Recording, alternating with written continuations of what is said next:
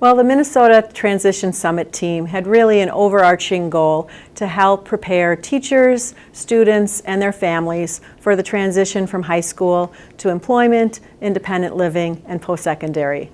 So we had a multi-layered approach, and we started with 3 goals. We recently added number 4, so we're an ambitious group. The first goal is to help our teachers with transition education. So we worked on a transition website, and we're increasing the training that the teachers get from there. Our second goal was to increase the number of transition events that we have across the state for families and for students. And then goals 3 and 4 really relate to data. And our first goal was to get more data in our legislative report. And we found that we didn't have a lot of transition data, even from other agencies. So that's where goal number 4 came in. And this summer we're going to be putting through a post-school survey to send out to our graduates this year who are deaf and hard of hearing to try to collect some transition data.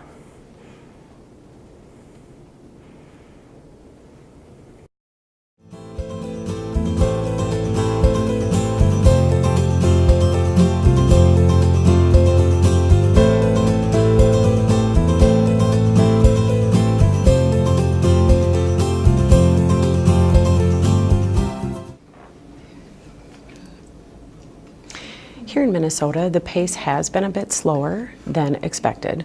The reason for that is that we do have several large organizations that we collaborate and are working with, so all must be working together.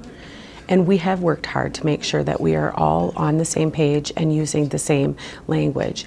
If we speak about vocational rehabilitation, we're talking about the ages of 16 to 24.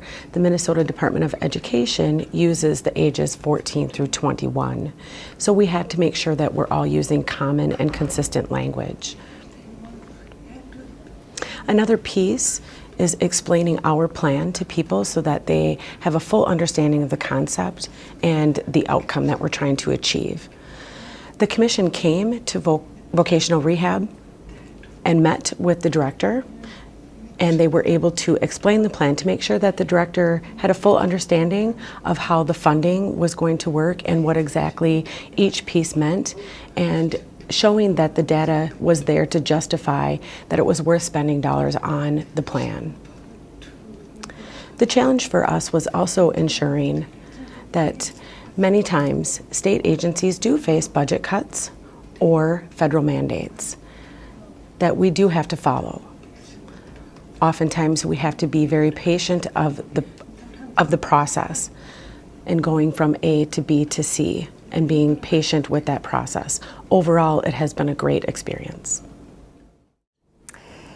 In Minnesota, the team that has been identified by PEPNET to work on transition goals work to ensure that all agencies working on transition goals with students deaf, hard of hearing are included in this planning. In addition, Minnesota has what we call our collaborative plan.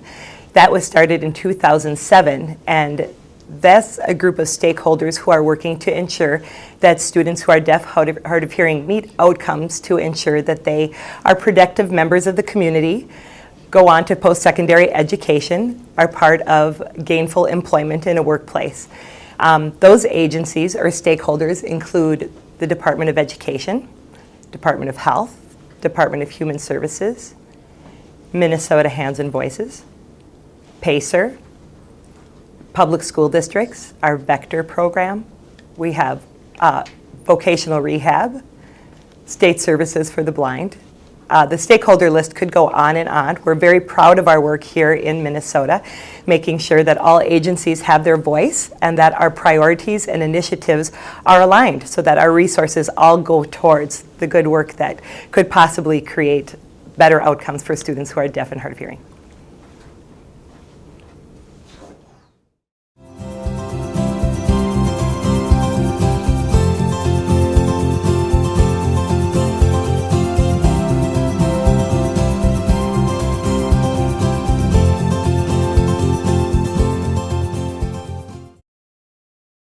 In in Minnesota, we had some barriers, and some of the barriers were that privacy is an issue in Minnesota. We're very private people, and it was hard to get data from other agencies around privacy.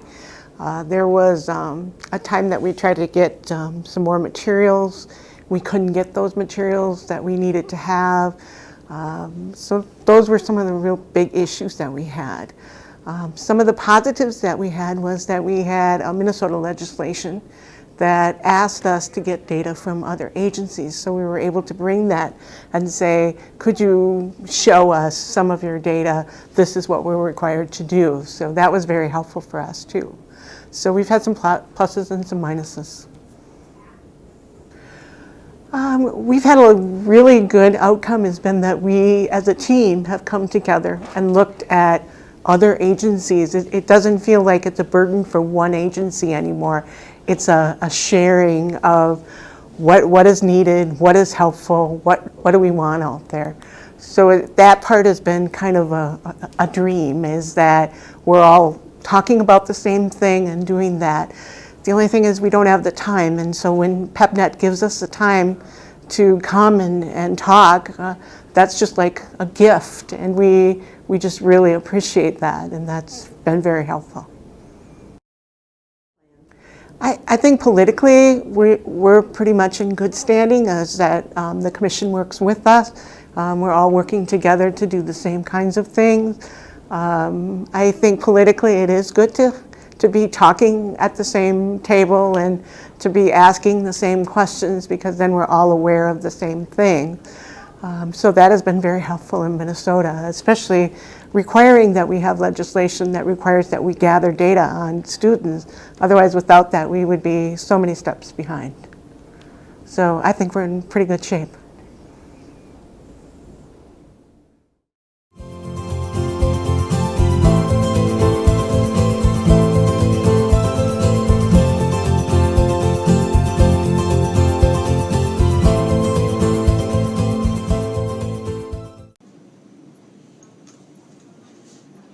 Some of the lessons that we have learned here in Minnesota is that we do need to work together as a team. You need to select people who are able to follow through with the job so that the tasks and the skills fit. A second piece that we've learned is learning to trust each other and to identify the key players who have the knowledge to provide the support so that the plan is able to move forward.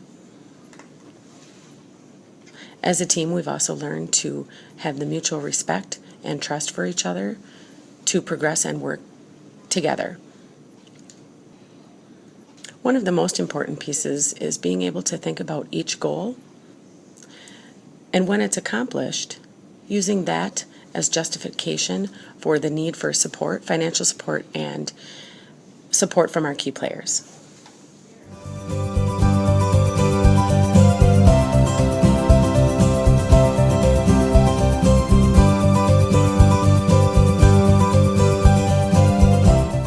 PepNet 2 has just been great for the state of Minnesota. It's given us the opportunity to leave our state, come together and really focus on one thing. And we've brought a very diverse team to PepNet 2, and that's been really nice too. We have the classroom teacher, we have the administrator, we have lots of people here to help us make appropriate decisions for transition.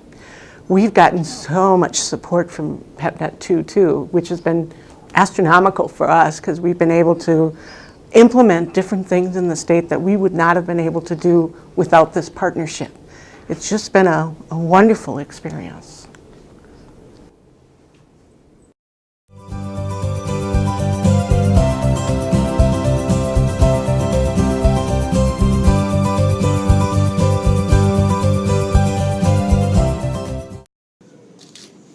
The message I would like to share with other states that are working on this project is, first, I would like to share that as team members you would need to respect each other and be honest. Because we are all busy with our full-time jobs, we don't have 100% focus on the project.